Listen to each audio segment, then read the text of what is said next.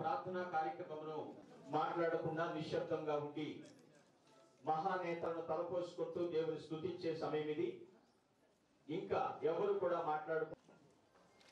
మహాపరిశుద్ధుడైన మా ప్రియ పరలోకపు తండ్రి, దయాళుడైన మా ప్రభువా, నీకు స్తుతి విషయములో ఆశీర్వాదకర్తగా నీ కుమారుని నిలబెట్టినందుకు స్తోత్రములు చెల్లిస్తూ ఈ యొక్క ఉదయకాల సమయంలో నీ నామమును స్తుతిస్తూ ఉన్న వాక్య పఠనములో అదే విధముగా వాక్య భాగము ద్వారా మీరు మాతో మాట్లాడే కార్యక్రమమును మీ ఆధిపత్యం క్రింద జరిగించండి, మీ ఆధ్వర్యంలో జరిగించండి.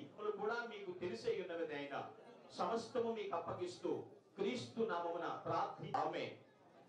దయచేసి అందరం కూర్చున్నాం. ఎవరు కూడా మాట్లాడవద్దు ప్లీజ్. యేసు నాథుని మేలులు తలంచి స్తోత్రం చెల్లింతుము, స్తుతి స్తోత్రం చెల్లుతో బ్రోచి నడిపించితివి, స్తోత్రం చెల్లింతుము, స్తుతి స్తోత్రం చెల్లింతుము,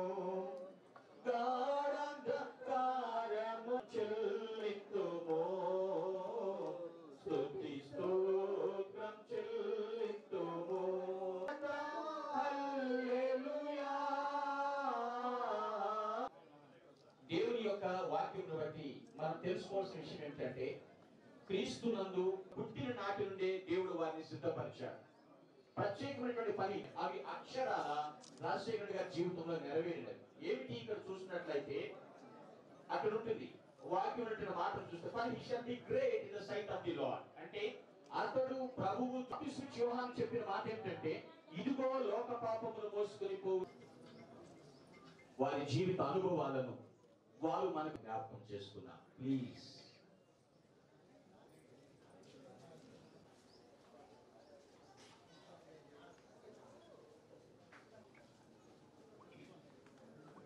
సారి హృదయపూర్వక వందనములు తెలియజేస్తున్నాను. జోహార్ వైఎస్ఆర్, జోహార్ వైఎస్ఆర్, జోహార్ వైఎస్ఆర్,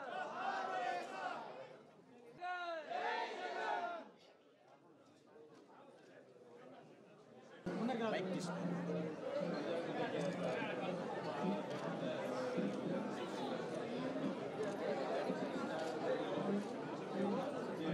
జోహార్ వైఎస్ఆర్, జోహార్ జోహార్ వైఎస్ఆర్.